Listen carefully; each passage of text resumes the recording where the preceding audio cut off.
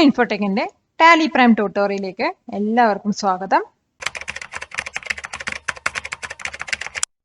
ഇന്നത്തെ ക്ലാസ്സിൽ നമ്മൾ പഠിക്കാൻ പോകുന്നത് കുറച്ച് ജേർണൽ എൻട്രീസിനെ കുറിച്ചിട്ടാണ്.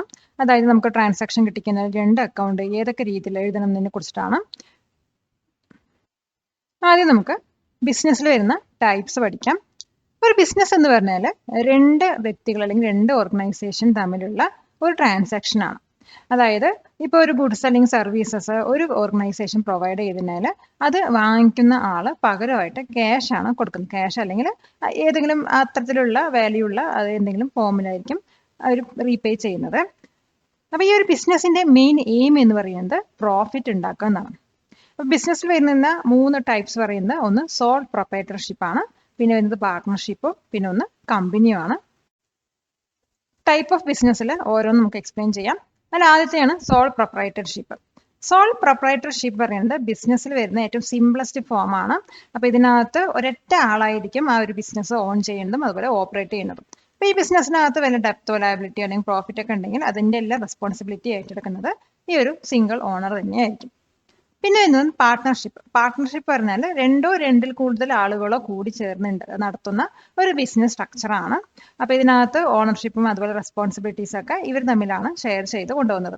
ഇതിനകത്ത് വല്ല പ്രോഫിറ്റ് ഉണ്ടെങ്കിലും ലോസസ് വന്നാലും അതുപോലെ ലയബിലിറ്റീസ് ഒക്കെ ഉണ്ടെങ്കിലും അത് ഇവർ തമ്മിൽ തന്നെ ഷെയർ ചെയ്തിട്ട് മുന്നോട്ട് കൊണ്ടുപോകും. പിന്നെ വരുന്നതാണ് കമ്പനി. കമ്പനി പറയുന്നത് ഒരു ലീഗൽ ആയിട്ടുള്ള ഓർഗനൈസേഷണൽ എൻറ്റിറ്റി ആണ്. അപ്പോൾ ഇത് ഫോം ചെയ്തിരിക്കുന്നത് ഇൻഡിവിജ്വൽസ്, ഷെയർ ഹോൾഡേഴ്സ് അതുപോലെ പാർട്ട്നേഴ്സ് ഒക്കെ കൂടിയിട്ടാണ്. നെക്സ്റ്റ് നമ്മൾ പഠിക്കാൻ പോകുന്നത് ഓരോ ജേർണൽ എൻട്രീസ് ആണ്. ആദ്യം വരുന്ന ജേർണൽ എൻട്രി പറയുന്നത് ക്യാപിറ്റലാണ്. അപ്പോൾ ക്യാപിറ്റൽ എന്ന് പറഞ്ഞാൽ ഒരു ഓണർ ബിസിനസ്സിനകത്ത് ഇൻവെസ്റ്റ് ചെയ്യുന്ന എന്തിനേയും ക്യാപിറ്റൽ എന്ന് പറയാം. അത് മണി ആവാം അല്ലെങ്കിൽ അസറ്റ് ആവാം. അതായത് ക്യാഷ് ആയിട്ട് അവർക്ക് ഇൻവെസ്റ്റ് ചെയ്യാം, അല്ലെങ്കിൽ എക്യുപ്മെന്റ് കൊടുത്തിട്ട് ഇൻവെസ്റ്റ് ചെയ്യാം, അല്ലെങ്കിൽ പ്രോപ്പർട്ടി കൊടുത്ത് ഇൻവെസ്റ്റ് ചെയ്യാം. അങ്ങനെ ഏത് രീതിയിലും ക്യാപിറ്റൽ കൊടുക്കാവുന്നതാണ്. അപ്പോൾ ഒരു എക്സാമ്പിളായി പറയുകയാണെങ്കിൽ Ram started a business by cash ₹50,000. ഇപ്പോൾ രാം പറഞ്ഞൊരു വ്യക്തി ഒരു ബിസിനസ് സ്റ്റാർട്ട് ചെയ്യണം. അപ്പോൾ സ്റ്റാർട്ടിങ്ങിൽ ആൾ ആ ഒരു ബിസിനസ്സിൽ ഇൻവെസ്റ്റ് ചെയ്യുന്നത് 50,000 ആണ്. അപ്പോൾ ഇവിടെ വരുന്നത് രണ്ട് അക്കൗണ്ട് പറയുന്നത് ഒന്ന് ക്യാഷും മറ്റേത് വന്നിട്ട് ക്യാപിറ്റൽ ആയിരിക്കും. അവിടെ നമുക്ക് രാം ക്യാപിറ്റൽ എന്ന് എഴുതാം, അല്ലെങ്കിൽ ബിസിനസ് എന്ന് എഴുതാൻ പാടില്ല. ആ ബിസിനസ്സിലോട്ട് ഇൻവെസ്റ്റ് ചെയ്യുന്നത് കൊണ്ട് അതിന് നമ്മളെപ്പോഴും ക്യാപിറ്റൽ എന്നാണ് എഴുതേണ്ടത്. നെക്സ്റ്റ് വരുന്ന ജേർണൽ എൻട്രി പറയുന്നത് ഡ്രോയിങ്സ് ആണ്. അപ്പോൾ ഇതേ ഓണർ തന്നെ ബിസിനസ്സിൽ നിന്നും അവരുടെ പേഴ്സണൽ യൂസിന് വേണ്ടിയിട്ട് ഗുഡ്സ് അല്ലെങ്കിൽ ക്യാഷ് ഒക്കെ വിഡ്രോ ചെയ്യണമെങ്കിൽ അതിന് ഡ്രോയിങ്സ് ആണെന്ന് പറയാം. ഇപ്പോൾ എക്സാമ്പിളായി പറയുകയാണെങ്കിൽ cash ₹5,000 withdraw for personal use. Personal യൂസിന് വേണ്ടിയിട്ട് 5,000 രൂപ ക്യാഷ് വിഡ്രോ ചെയ്തതാണ്. അപ്പോൾ ഇതിൽ വരുന്ന രണ്ട് അക്കൗണ്ട് പറയുന്നത് ഒന്ന് ഡ്രോയിങ് അക്കൗണ്ടും പിന്നെ ഒന്ന് ക്യാഷ് അക്കൗണ്ടാണ്. ഇപ്പോൾ പെട്ടെന്ന് ചിലവർ അത് വിഡ്രോ പറഞ്ഞിട്ട് കൊടുക്കും, അല്ലെങ്കിൽ ക്യാഷ് വിഡ്രോ പറഞ്ഞിട്ടാണ് കൊടുക്കുക. പക്ഷെ വിഡ്രോ കൊടുക്കാൻ പറ്റില്ല. ഇത് പേഴ്സണൽ യൂസിന് വേണ്ടിയിട്ട് വിഡ്രോ ചെയ്ത എമൗണ്ട് ആണ്. അപ്പോൾ അതിന് നമ്മൾ ഡ്രോയിങ് തന്നെ കൊടുക്കേണ്ടത്. വേറൊരു എക്സാമ്പിൾ ഉണ്ട്, goods worth ₹5,000 withdraw for personal use. ഇവിടെ വന്നിട്ട് ക്യാഷ് അല്ല വിഡ്രോ ചെയ്യണം, പകരം എന്താ വിഡ്രോ ചെയ്യണം, ഗുഡ്സ് ആണ് വിഡ്രോ ചെയ്യണം. അപ്പോൾ ഗുഡ്സും അതിൻ്റെ പേഴ്സണൽ യൂസിന് വേണ്ടി വിഡ്രോ ചെയ്ത് കഴിഞ്ഞാൽ അതിനെയും നമ്മൾ ഡ്രോയിങ്ങിലാണ് ഇടേണ്ടത്. നെക്സ്റ്റ് വരുന്നതാണ് പർച്ചേസ് ട്രാൻസാക്ഷൻ. നമ്മൾ ക്യാഷ് കൊടുത്തിട്ടോ അല്ലെങ്കിൽ വേറെ ഏതെങ്കിലും രീതിയിലോ എന്തെങ്കിലും സാധനം വാങ്ങിക്കുക, അതിൽ ഗുഡ്സ് അല്ലെങ്കിൽ സർവീസസ് വാങ്ങിക്കുകയാണെങ്കിൽ അത് വരുന്നത് പർച്ചേസ് പറഞ്ഞ ട്രാൻസാക്ഷൻ്റെ അണ്ടറിലായിരിക്കും. ഇപ്പോൾ ഒരു എക്സാമ്പിൾ പറയുകയാണെങ്കിൽ ഗുഡ്സ് പർച്ചേസ്ഡ് ഫോർ ₹5,000. ₹5,000 ക്യാഷ് കൊടുത്തിട്ട് ഗുഡ്സ് പർച്ചേസ് ചെയ്തതാണ്. അപ്പോൾ ഇവിടെ വരുന്നത് എന്താണ്, ഒരു പർച്ചേസ് ആണ് നടക്കുന്നത്. അപ്പോൾ ഇവിടെ എഴുതേണ്ട അക്കൗണ്ട് എന്ന് പറയുന്നത് പർച്ചേസും ക്യാഷും ആണ്. അപ്പോൾ ഇവിടെ ഗുഡ്സ് പർച്ചേസ് പറയുമ്പോൾ ഗുഡ്സ് ഏത് ഗുഡ്സ് ആണ് നമുക്ക് അറിയില്ല, എന്ത് സാധനമാണ് വാങ്ങിയെന്ന് അറിയില്ല. അപ്പോൾ അവിടെ പർട്ടിക്കുലർ നെയിം ഉണ്ടെങ്കിൽ ഇപ്പോൾ പർച്ചേസ്ഡ് ഫർണിച്ചർ അല്ലെങ്കിൽ ഫർണിച്ചർ പർച്ചേസ് എന്നൊക്കെ വരികയാണെങ്കിൽ നമുക്ക് അവിടെ ഫർണിച്ചർ എന്ന് കൊടുക്കാം. പക്ഷെ അവിടെ ഗുഡ്സ് ആയതുകൊണ്ട് അതും പർച്ചേസ് ആയതുകൊണ്ട് ഗുഡ്സ് പർച്ചേസ് എന്ന് വന്നതുകൊണ്ടാണ് നമ്മളവിടെ പർച്ചേസ് എന്ന് കൊടുക്കുന്നത്. നെക്സ്റ്റ് വേറെ എക്സാമ്പിൾ നോക്കൂ, ഗുഡ്സ് പർച്ചേസ് ഫ്രം മോഹൻ. അപ്പോൾ നമ്മൾ ഫോർ ₹20,000. അപ്പോൾ ₹20,000 മോഹൻ്റെ നിന്നാണ് ഗുഡ്സ് പർച്ചേസ് ചെയ്യുന്നത്. അപ്പോൾ ഇവിടെ വരുന്ന രണ്ട് അക്കൗണ്ട് പറയുന്നത് ഒന്ന് പർച്ചേസും മറ്റേത് വന്നിട്ട് ക്യാഷ് കൊടുക്കാൻ പറ്റില്ല. അവിടെ ഒരു വ്യക്തിയുടെ പേര് അല്ലെങ്കിൽ ഓർഗനൈസേഷൻ്റെ പേരുണ്ടെങ്കിൽ അതാണ് അവിടെ കൊടുക്കേണ്ടത്. അപ്പോൾ അത് മോഹൻ എന്നാണ് രണ്ടാമത്തെ അക്കൗണ്ട് വരുന്നത്. നെക്സ്റ്റ് നമ്മൾ പഠിക്കാൻ പോകുന്നതാണ് സെയിൽസ് ട്രാൻസാക്ഷൻ. സെയിൽസ് ട്രാൻസാക്ഷൻ എന്ന് പറഞ്ഞാൽ ഒരു പാർട്ടി മറ്റൊരു പാർട്ടിക്ക് എന്തെങ്കിലും ഗുഡ്സ് അല്ലെങ്കിൽ സർവീസ് സെയിൽ ചെയ്യുന്നു. ഇൻ റിട്ടേൺ ആയിട്ട് അവർക്ക് എന്തെങ്കിലും ക്യാഷ് പേയ്മെന്റ് അല്ലെങ്കിൽ മണിയുടെ രൂപത്തിൽ വേറെ എന്തെങ്കിലും പേയ്മെന്റ് കിട്ടുകയാണെങ്കിൽ അതിന് നമ്മൾ സെയിൽസ് ട്രാൻസാക്ഷൻ എന്ന് പറയുന്നത്. അപ്പോൾ ഒരു എക്സാമ്പിൾ നോക്കാം, ഗുഡ്സ് സോൾഡ് ഫോർ ₹10,000. അപ്പോൾ 10,000 റുപ്പീസിന് ഗുഡ്സ് സെല് ചെയ്തു. അപ്പോൾ ഇവിടെ വരുന്ന രണ്ട് അക്കൗണ്ട് പറയുന്നത് ഒന്ന് ക്യാഷ് അക്കൗണ്ട് ആണ്, മറ്റേത് വന്നിട്ട് ഗുഡ്സ് ആയതുകൊണ്ട് നമ്മൾ അവിടെ ഗുഡ്സ് എഴുതാൻ പറ്റില്ല. അത് സെയിൽ ആണെങ്കിൽ സെയിൽ എഴുതണം, പർച്ചേസ് ആണെങ്കിൽ പർച്ചേസ് എഴുതണം. അപ്പോൾ ഇവിടെ എന്താണ്, ഇവിടെ സോൾഡ് ആണ്, അപ്പോൾ അത് സെയിൽ ആണ് വരുന്നത്. അപ്പോൾ അതുകൊണ്ടാണ് ടു സെയിൽസ് വരുന്നത്. രണ്ടാമത്തെ അക്കൗണ്ട് പറയുന്നത് സെയിൽസ് ആണ്. ഇനി വേറൊരു ഉദാഹരണം നോക്കാം. Goods sold to Ravi for ₹10,000. അപ്പോൾ രവി പറഞ്ഞൊരു വ്യക്തിക്കാണ് ഗുഡ്സ് സോൾഡ് ചെയ്തിരിക്കുന്നത്. അപ്പോൾ അവിടെ വരുന്ന രണ്ട് അക്കൗണ്ട് പറയുന്നത് ഒന്ന് രവി ആണ്, മറ്റേത് വന്നിട്ട് സെയിൽസും ആണ്. ഇനി വരുന്നതാണ് ബാങ്ക് ട്രാൻസാക്ഷൻ.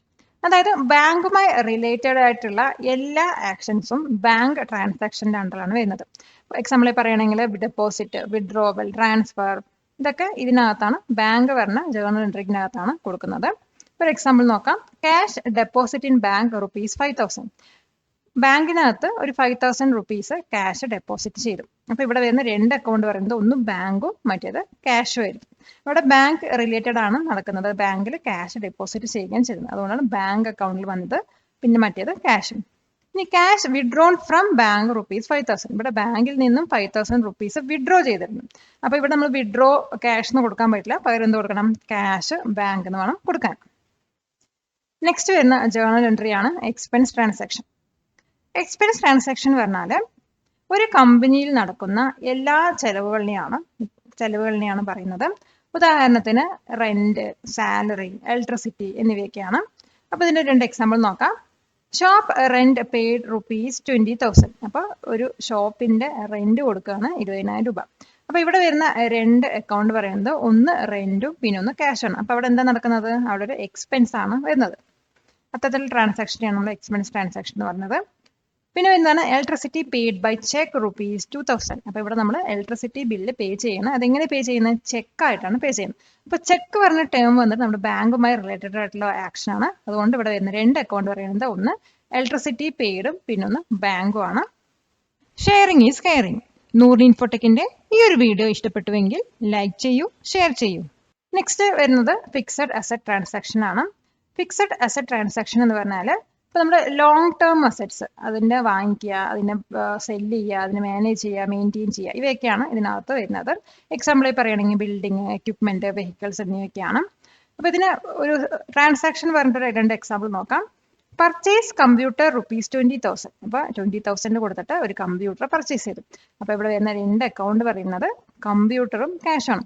ഇവിടെ ഒന്ന് ശ്രദ്ധിച്ചു നോക്കൂ, നമ്മൾ പർച്ചേസ് കമ്പ്യൂട്ടർ പറഞ്ഞുകൊണ്ട് എന്തുകൊണ്ട് പർച്ചേസ് എഴുതിയില്ല, കാരണം അവിടെ കമ്പ്യൂട്ടർ പറഞ്ഞിട്ട് സ്പെസിഫൈ ചെയ്ത് കൊടുത്തിട്ടുണ്ട്. അതുകൊണ്ടാണ് നമ്മൾ പർച്ചേസ് എഴുതാതെ കമ്പ്യൂട്ടർ എന്ന് എഴുതി. അവിടെ ഗുഡ്സ് ആണെങ്കിൽ നമ്മൾ പർച്ചേസ് എഴുതാവുന്നതാണ്. Next purchase furniture from Raj furniture. Raj ഫർണിച്ചറിൽ നിന്നും ഫർണിച്ചർ പർച്ചേസ് ചെയ്തു. അപ്പോൾ ഇവിടെ വരുന്ന രണ്ട് അക്കൗണ്ട് പറയുന്നത് ഒന്ന് ഫർണിച്ചറും മറ്റേത് രാജ് ഫർണിച്ചർ ആണ്. ഇനി ഡിസ്കൗണ്ട് എന്താണെന്ന് നോക്കാം. ഇപ്പോൾ ഡിസ്കൗണ്ട് എന്ന് പറയുന്നത് നമ്മുടെ ഒറിജിനൽ പ്രൈസ് അല്ലെങ്കിൽ ഒരു പ്രൊഡക്റ്റിന്റെ വാല്യൂയിൽ നിന്നും ചെറിയൊരു എമൗണ്ട് റിഡക്ഷൻ കൊടുക്കുന്നതിനെയാണ്. ഇപ്പോൾ രണ്ട് ടൈപ്പ് ഓഫ് ഡിസ്കൗണ്ട്സ് ഉണ്ട്, ഒന്ന് ക്യാഷ് ഡിസ്കൗണ്ടും പിന്നെ ട്രേഡ് ഡിസ്കൗണ്ട്. ഇവ തമ്മിലുള്ള ഡിഫറൻസ് എന്ന് പറഞ്ഞാൽ ക്യാഷ് ഡിസ്കൗണ്ടിൽ നമ്മൾ എത്ര ഡിസ്കൗണ്ട് ആണോ കൊടുക്കുന്നത് അത് അവിടെ ട്രാൻസാക്ഷനിൽ കാണിക്കാം. ട്രേഡ് ഡിസ്കൗണ്ടിൽ നമ്മൾ കൊടുക്കുന്ന ഡിസ്കൗണ്ട് കാണിക്കേണ്ട ആവശ്യമില്ല. അപ്പോൾ ഇതിന്റെ ഉദാഹരണങ്ങൾ നോക്കാം. അപ്പോൾ ആദ്യം ക്യാഷ് ഡിസ്കൗണ്ടിന്റെ ഒരു ഉദാഹരണം നോക്കാം. Goods sold ₹1,000 on 10% cash discount. അപ്പോൾ 10% ക്യാഷ് ഡിസ്കൗണ്ടിൽ 1000 രൂപയുടെ ഗുഡ്സ് സെല് ചെയ്യണം. അപ്പോൾ ഇവിടെ വരുന്ന നോർമലി ഇവിടെ വരുന്ന രണ്ട് അക്കൗണ്ട് പറയുന്നത് ഒന്ന് സെയിൽസും ക്യാഷും ആണ്. പക്ഷെ ഇവിടെ ഡിസ്കൗണ്ട് കൊടുത്തതുകൊണ്ട് ആ ഡിസ്കൗണ്ട് പറഞ്ഞ ഒരു അക്കൗണ്ടും കൂടെ ഇതിനകത്ത് ആഡ് ചെയ്യണം. അപ്പോൾ ക്യാഷ് അക്കൗണ്ട് 900. ഇനി 1000 റുപ്പീസിന്റെ 10% ഡിസ്കൗണ്ട് പറയുന്നത് 100 റുപ്പീസാണ്. 1000ന് 10% പറയുന്നത് 100 ആണ്. അപ്പോൾ ഇവിടെ ഡിസ്കൗണ്ട് കൊടുത്തിരിക്കുന്നത് 100 റുപ്പീസാണ്. അപ്പോൾ 900 + 100 1000 ആവും. അത് സെയിൽസിന്റെ CRൽ ഇടാം. ഇനി നമുക്കൊരു ട്രേഡ് ഡിസ്കൗണ്ട് നോക്കാം. Goods purchased ₹1,000 on 10% TD. ഇനി നമ്മൾ ട്രേഡ് ഡിസ്കൗണ്ടിലാണ് ഡിസ്കസ് ചെയ്യാൻ പോകുന്നത്. അപ്പോൾ ഇവിടെ വന്നിട്ട് നമ്മൾ പർച്ചേസും ക്യാഷ് മാത്രം കൊടുക്കുന്നുള്ളൂ. ഇവിടെ നമ്മൾ എന്താണ് ഡിസ്കൗണ്ട് കാണിക്കുന്നില്ല. പക്ഷേ ഡിസ്കൗണ്ട് കൊടുത്തിട്ടുള്ള ബാലൻസ് എമൗണ്ട് ആയിരിക്കും നമ്മളിവിടെ ട്രാൻസാക്ഷനിൽ കാണിക്കുന്നത്. അതായത് 900ഉം ക്യാഷ് 900. അപ്പോൾ എത്ര ഡിസ്കൗണ്ട് കൊടുത്തു എന്ന് അവിടെ കാണിക്കേണ്ട ആവശ്യമില്ല. അപ്പോൾ ഇതാണ് ഇത് രണ്ടും തമ്മിലുള്ള മെയിൻ ഡിഫറൻസ് എന്ന് പറയുന്നത്. ഇനി ഇതാണ് ഫ്രീ സാമ്പിൾ. ഫ്രീ സാമ്പിൾ പറഞ്ഞാൽ എല്ലാവരും കേട്ടിട്ടുണ്ടാവും. നമ്മൾ എന്തെങ്കിലും പ്രൊഡക്റ്റ് വാങ്ങിക്കുമ്പോൾ ഫ്രീ ആയിട്ട് എന്തെങ്കിലും സാമ്പിൾ കിട്ടും. അപ്പം അതിന് ഫ്രീ സാമ്പിൾ പറയാം. അപ്പം അത്തരം ട്രാൻസാക്ഷൻസ് നമ്മൾ നമ്മുടെ അക്കൗണ്ട്സിൽ കാണിക്കേണ്ടതുണ്ട്. ഒരു എക്സാമ്പിൾ പറയുകയാണെങ്കിൽ good distributes as free sample ₹500. അപ്പോൾ 500 റുപ്പീസിൻ്റെ ഒരു ഫ്രീ സാമ്പിൾ ഗുഡ്സിൻ്റെ കൂടെ ഡിസ്ട്രിബ്യൂട്ട് ചെയ്യുന്നുണ്ട്. അപ്പോൾ ഇതെങ്ങനെ എഴുതാം? അപ്പോൾ ഫ്രീ സാമ്പിൾ പറയുന്നതാണ് ഒരു അക്കൗണ്ട് വരേണ്ടത്. മറ്റേത് വന്നിട്ട് പർച്ചേസ് ഫണ്ടാണ് കൊടുക്കുന്നത്. അപ്പോൾ ഗുഡ്സ് ഡിസ്ട്രിബ്യൂട്ട്സ് പറഞ്ഞാൽ എന്താ? നമ്മൾ ഗുഡ്സ് കൊടുക്കുകയാണ്, പക്ഷെ നമ്മളിവിടെ എന്ത് ചെയ്യണം? അത് നമ്മൾ പർച്ചേസ് ചെയ്യുന്ന രീതിയിൽ വേണം ഇവിടെ കൊടുക്കാൻ. അപ്പോൾ ഫ്രീ സാമ്പിൾ പറഞ്ഞൊരു അക്കൗണ്ടും പർച്ചേസ് പറഞ്ഞ അക്കൗണ്ടാണ് ഇതിനകത്ത് വരുന്നത്. നെക്സ്റ്റ് വരുന്നതാണ് ചാരിറ്റി. ചാരിറ്റി പറഞ്ഞാൽ നമ്മൾ മണിയുടെ രൂപത്തിലോ അല്ലെങ്കിൽ ഗുഡ്സിന്റെ രൂപത്തിലോ സർവീസസിന്റെ രൂപത്തിലോ ഒരു ഓർഗനൈസേഷനോ അല്ലെങ്കിൽ ഒരു ഇൻഡിവിജ്വലിനോ കൊടുക്കുന്ന എമൗണ്ടിനെയാണ് അല്ലെങ്കിൽ സർവീസസിനെയാണ് ചാരിറ്റി എന്ന് പറയുന്നത്. അപ്പോൾ ചാരിറ്റി ആയിട്ട് നമ്മൾ എന്ത് കൊടുത്താലും അത് നമ്മുടെ ട്രാൻസാക്ഷനകത്ത് കാണിക്കേണ്ടതുണ്ട്. ഇപ്പോൾ ഒരു എക്സാമ്പിൾ പറയുകയാണെങ്കിൽ ഗുഡ്സ് ഗീവൺ ആസ് ചാരിറ്റി ₹500. 500 റുപ്പീസിന്റെ ഗുഡ്സ് ചാരിറ്റി ആയിട്ട് കൊടുത്തു. അപ്പോൾ ഇവിടെ വരുന്ന രണ്ട് അക്കൗണ്ട് പറയുന്നത് ഒന്ന് ചാരിറ്റിയും മറ്റേത് വന്നിട്ട് പർച്ചേസ് ആണ്. നമ്മൾ ഗുഡ്സ് കൊടുക്കുകയാണെങ്കിലും അത് നമ്മൾ വാങ്ങിയ പോലെ നമ്മൾ ഫ്രീ ആയിട്ട് കൊടുക്കല്ലേ, അപ്പോൾ അത് വാങ്ങിയ പോലെ വേണം കാണിക്കാൻ. നെക്സ്റ്റ് വരുന്നതാണ് loss by fire.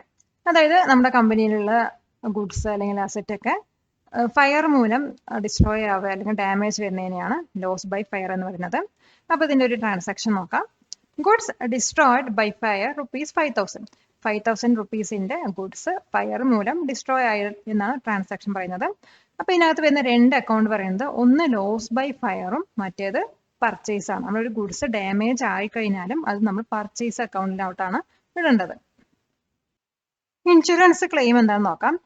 Insurance claim എന്ന് പറയുന്നത് ഒരു ഫോർമൽ റിക്വസ്റ്റ് ആണ്. അതായത് ഇപ്പോൾ ഫയർ മൂലം ഡാമേജ് ആയ കമ്പനിക്കാർ വന്നിട്ട് ഇൻഷുറൻസ് കമ്പനിയിലോട്ട് ഒരു കോമ്പൻസേഷൻ അല്ലെങ്കിൽ കവറേജ് ആവശ്യപ്പെട്ട് റിക്വസ്റ്റ് അയക്കുന്നതിനാണ് ഇൻഷുറൻസ് ക്ലെയിം എന്ന് പറയുന്നത്. അപ്പോൾ ഇത് ആക്സിഡന്റ് മൂലമാവാം, അല്ലെങ്കിൽ തെഫ്റ്റ് മൂലമാവാം, അല്ലെങ്കിൽ പ്രോപ്പർട്ടി ഡാമേജ് മൂലമൊക്കെ ആവാമെന്നാണ്. അപ്പോൾ ഇതിന് ഉദാഹരണം എഴുതാം. Insurance accepted the claim ₹5,000. അപ്പോൾ ഇൻഷുറൻസ് കമ്പനി വന്നിട്ട് 5,000 റുപ്പീസിന്റെ ക്ലെയിം ആക്സെപ്റ്റ് ചെയ്തു. അപ്പോൾ ഇതിന് രണ്ട് അക്കൗണ്ട് പറയുന്നത് ഒന്ന് ഇൻഷുറൻസും മറ്റേത് ലോസ് ബൈ ഫയറുമാണ്. ഇതുപോലുള്ള മറ്റു ഉപകാരപ്രദമായ വീഡിയോകൾ നിങ്ങൾക്ക് ലഭിക്കുവാൻ നൂർണി ഇൻഫോടെക്കിന്റെ ഈ ചാനൽ സബ്സ്ക്രൈബ് ചെയ്യൂ. നെക്സ്റ്റ് വരുന്നതാണ് ലൈഫ് സ്റ്റോക്ക്. ലൈഫ് സ്റ്റോക്ക് എന്ന് പറഞ്ഞാൽ പല ആവശ്യങ്ങൾക്കായിട്ട് മനുഷ്യർ വളർത്തുന്ന മൃഗങ്ങളിനെയാണ് പറയുന്നത്. അപ്പോൾ ഒരു എക്സാമ്പിൾ പറയുകയാണെങ്കിൽ പർച്ചേസ് എ ഹോസ് ₹5,000. 5,000 റുപ്പീസിന് ഒരു ഹോസിന് പർച്ചേസ് ചെയ്തു. അപ്പോൾ ഇവിടെ നമുക്ക് ഹോസ് എന്ന് എഴുതാൻ പറ്റില്ല. അതെന്താ വെച്ചാൽ അതൊരു ലൈഫ് സ്റ്റോക്കാണ്. അപ്പോൾ നമ്മൾ ഹോസിന് പകരം ലൈഫ് സ്റ്റോക്ക് എന്ന് എഴുതാം. പിന്നെ അവിടെ കൗവ ബഫലോ എന്താണെങ്കിലും നമ്മൾ എന്താ എഴുതേണ്ടത്? ലൈഫ് സ്റ്റോക്ക് വേണ്ടാണ് എഴുതേണ്ടത്. അതായിരിക്കും അക്കൗണ്ടിൻ്റെ പേര് വരുന്നത്. പിന്നെ വരുന്നത് ആസ് യൂഷ്വൽ ക്യാഷ് ആണ്. ഇനി വരുന്നതാണ് ബാഡ് ഡെപ്റ്റ്. ബാഡ് ഡെപ്റ്റിന് വേറെ രണ്ട് പേരുകളുണ്ട്. അതൊന്ന് അൺകളക്റ്റബിൾ അക്കൗണ്ട് അല്ലെങ്കിൽ ഡൗട്ട്ഫുൾ ഡെപ്റ്റ് ആണ്. അതായത് ഇപ്പോൾ ഒരു കസ്റ്റമർ നമ്മുടെ കയ്യിൽ നിന്ന് എന്തെങ്കിലും സാധനം വാങ്ങിയിട്ട് പോയിട്ട് ക്യാഷ് പിന്നെ തരാൻ വേണ്ടി പോയി, പിന്നീട് പക്ഷേ നമുക്ക് ഫ്യൂച്ചറിൽ ആ ഒരു ക്യാഷ് തിരിച്ച് കിട്ടാണ്ട് വന്നു കഴിഞ്ഞാൽ അതിന് നമ്മൾ ബാഡ് ഡെപ്റ്റ് എന്നാണ് പറയുന്നത്. ഇപ്പോൾ എൻ്റെ എക്സാമ്പിൾ നോക്കിയാൽ ഗുഡ്സ് സോൾഡ് ടു രവി ₹5,000. അപ്പോൾ രവി പറഞ്ഞൊരു വ്യക്തിക്ക് 5,000 രൂപയുടെ ഗുഡ്സ് സെൽ ചെയ്തു. പക്ഷേ ഇത് നമ്മൾ എഴുതുമ്പോൾ നോർമൽ ട്രാൻസാക്ഷൻ പോലെ തന്നെ എഴുതാം. രവിയും സെയിൽസും ആക്കിയിട്ടാണ് എഴുതുന്നത്. ഇനി വരുന്നതാണ് ബാഡ് ഡെപ്റ്റ് റിക്കവർ. ഇത് നമ്മുടെ മുമ്പത്തെ ബാഡ് ഡെപ്റ്റിൻ്റെ ഒരു കണ്ടിന്യൂഷൻ ആയിട്ട് വേണമെങ്കിൽ എടുക്കാം. അതായത് ഇപ്പോൾ നമ്മൾ രവി പറഞ്ഞൊരു വ്യക്തിക്ക് സർട്ടൻ എമൗണ്ടിൻ്റെ ഗുഡ്സ് സോൾഡ് ചെയ്തു, പക്ഷേ ആൾ ആ ഒരു എമൗണ്ട് നമുക്ക് തിരിച്ചു തരാതെ പോയി. പക്ഷേ കുറേ കാലങ്ങൾ കഴിഞ്ഞിട്ട് ആ ഒരു വ്യക്തി ആ എമൗണ്ട് നമുക്ക് തിരിച്ചു തരികയാണെങ്കിൽ അതിന് നമ്മൾ ബാഡ് ഡെപ്റ്റ് റിക്കവേർഡിലാണ് ഇടേണ്ടത്. അപ്പോൾ ഇതിൻ്റെ എക്സാമ്പിൾ ഒന്നുകൂടി വിശദീകരിച്ച് എഴുതാം. ബാഡ് ഡെപ്റ്റ് recovered from Ravi and received 4,000. അപ്പോൾ രവിയിൽ നിന്നും ബാഡ് ഡെപ്റ്റ് റിക്കവേർഡ് ചെയ്ത് എടുത്തു. അത്രയാണ് 4,000. അപ്പോൾ ഇതെങ്ങനെ എഴുതുക വെച്ചാൽ ക്യാഷും ബാഡ് ഡെപ്റ്റും കൊണ്ടാണ് കൊടുക്കേണ്ടത്. നെക്സ്റ്റ് വരുന്ന ജേർണൽ എൻട്രി പറയുന്നത് എക്സ്പെൻസ് ഓൺ അസറ്റ് ആണ്. എക്സ്പെൻസ് ഓൺ അസറ്റ് പറഞ്ഞാൽ നമ്മൾ വാങ്ങിയ ഏതെങ്കിലും ലോങ് ടേം അസറ്റിൻ്റെ മേലെ വരുന്ന എക്സ്പെൻസിനെയാണ് എക്സ്പെൻസ് ഓൺ അസറ്റ് എന്ന് പറയുന്നത്. ഫോർ എക്സാമ്പിൾ പറയുകയാണെങ്കിൽ purchase machinery for ₹20,000 from start limited. അപ്പോൾ സ്റ്റാർട്ട് ലിമിറ്റഡ് പറഞ്ഞ ഒരു ഓർഗനൈസേഷനിൽ നിന്നും നമ്മളൊരു മെഷീനറി 20,000 രൂപ കൊടുത്ത് വാങ്ങി. അപ്പോൾ അത് നമ്മൾ നോർമൽ എഴുതുന്ന പോലെ തന്നെ machinery account to start limit പറഞ്ഞിട്ട് എഴുതാം. പിന്നെ ഈ ഒരു വാങ്ങിയ മെഷീന് ഇൻസ്റ്റാൾ ചെയ്യാൻ വേണ്ടിയിട്ട് നമ്മൾ എക്സ്ട്രാ ഒരു 1000 റുപ്പീസും കൂടി പേ ചെയ്യണ്ടെങ്കിൽ അത് നമ്മുടെ എക്സ്പെൻസ് ഓൺ അസറ്റ് പറഞ്ഞിട്ടാണ് വരും. അതായത് ഇപ്പോൾ മെഷീനറി അക്കൗണ്ട് കൊടുക്കുക, പിന്നെ നമ്മൾ ക്യാഷ് കൊടുക്കാം. അതായത് മെഷീനറി അക്കൗണ്ട് ഇൻസ്റ്റലേഷൻ വേണ്ടിയിട്ടാണ് 1000 റുപ്പീസ് നമ്മളവിടെ സ്പെൻഡ് ചെയ്യുന്നത്. അപ്പോൾ മെഷീനറിയും ക്യാഷും ആണ് അവിടെ വരുന്നത്. ജേർണൽ എൻട്രീസിൽ വരുന്ന ഏറ്റവും ലാസ്റ്റത്തെ ജേർണൽ എൻട്രിയാണ് ഡെപ്രിസിയേഷൻ പറയുന്നത്. ഇപ്പോൾ ഡെപ്രിസിയേഷൻ പറഞ്ഞാൽ നമ്മുടെ മലയാള ഭാഷയിൽ പറയുന്നത് തേയ്മാനം എന്ന് പറയും. അതായത് ഇപ്പോൾ നമ്മളൊരു സാധനം വാങ്ങി, ഇപ്പോൾ സപ്പോസ് ഒരു TV എന്തെങ്കിലും വാങ്ങിക്കഴിഞ്ഞാൽ, അപ്പോൾ ആ TV വന്നിട്ട് വാങ്ങിക്കുന്ന സമയത്ത് ഒരു വിലയായിരിക്കും. പിന്നെ നമ്മൾ വർഷങ്ങളോളം അത് യൂസ് ചെയ്ത് പോകുമ്പോൾ ഓരോ മാസം അതിൻ്റെ മൂല്യം കുറഞ്ഞു വരും. അതിനാണ് നമ്മൾ ഡിപ്രിസിയേഷൻ എന്ന് പറയാം. അപ്പോൾ അത് നമുക്ക് ഇവിടെ റെക്കോർഡ് ചെയ്ത് വെക്കേണ്ടതുണ്ട്. അപ്പോൾ ഇവിടുത്തെ എക്സാമ്പിൾ ഒന്ന് നോക്കാം. Depreciation of machinery at 10%. അപ്പോൾ മെഷീനറിൻ്റെ 10% ഡിപ്രിസിയേഷൻ നമുക്കിവിടെ ട്രാൻസാക്ഷനിൽ വയ്ക്കണം. അപ്പോൾ നമ്മുടെ ഈ മെഷീനറി വാങ്ങിയത് 21,000 ആണെന്ന് കണക്കാക്കാം. അങ്ങനെയാണെങ്കിൽ അതിൻ്റെ 10% ആണ് നമ്മൾ ഡിപ്രിസിയേഷൻ കാണിക്കേണ്ടത്. അപ്പോൾ 21,000ൻ്റെ 10% പറഞ്ഞാൽ 2,100 ആണ്. അപ്പോൾ ഇവിടെ വരുന്ന രണ്ട് അക്കൗണ്ട് പറയുന്നത് ഒന്ന് ഡെപ്രിസിയേഷനും പിന്നെ ഒന്ന് മെഷീനറിയും ആണ്. അപ്പോൾ ഡെപ്രിസിയേഷൻ എമൗണ്ട് വന്നിട്ട് നമ്മുടെ മെഷീൻ്റെ എമൗണ്ടിൻ്റെ 10% ആണ് കാൽക്കുലേറ്റ് ചെയ്യുന്നത്. അപ്പോൾ 2,100 ആണ് വരുന്നത്. നിങ്ങളുടെ കമ്പ്യൂട്ടർ സ്കിൽസ് കൂടുതൽ കാര്യക്ഷമമാക്കുവാൻ ഞങ്ങളുടെ ഫേസ് ടു ഫേസ് ക്ലാസ് അല്ലെങ്കിൽ ഓൺലൈൻ ക്ലാസ്സിൽ ഇന്ന് തന്നെ എൻറോൾ ചെയ്യൂ. നമ്മളിപ്പോൾ പഠിച്ച ക്ലാസ്സിൻ്റെ ഒരു സമ്മറിയാണ് ഈ പേജിനകത്ത് കാണുന്നത്. അപ്പോൾ ഇതിൽ നമ്മൾ ആദ്യം ഡിഫറെൻറ്റ് ടൈപ്സ് ഓഫ് ബിസിനസ്സിനെ കുറിച്ചാണ് പഠിച്ചത്. പിന്നെ വന്നിട്ട് ജേർണൽ എൻട്രീസിനെ കുറിച്ചിട്ടാണ് പഠിച്ചത്. അപ്പോൾ ജേർണൽ എൻട്രീസ് പറയുന്നത് ഫിനാൻഷ്യൽ ട്രാൻസാക്ഷൻസിനെ റെക്കോർഡ് ചെയ്ത് വെക്കുന്നതിനെയാണ്. അപ്പോൾ പല രീതിയിൽ നമുക്ക് ജേർണൽ എൻട്രീസ് എഴുതാൻ പറ്റുന്നതാണ്. അതായത് ഡിപ്രിസിയേഷൻ വരുന്നുണ്ട്, അതുപോലെ സെയിൽസ് ട്രാൻസാക്ഷൻ, പർച്ചേസ് ട്രാൻസാക്ഷൻ പറഞ്ഞിട്ട് ഒത്തിരി ജേർണൽ എൻട്രീസ് വരുന്നത്. അപ്പോൾ നമുക്കൊരു സ്റ്റേറ്റ്മെൻറ്റ് കിട്ടിക്കഴിഞ്ഞാൽ അത് ഏത് ജേർണൽ എൻട്രി ആക്കി എഴുതാമെന്ന് നമ്മൾ ഈ ഒരു ക്ലാസ്സിൽ നിന്ന് പഠിച്ചിട്ടുണ്ട്.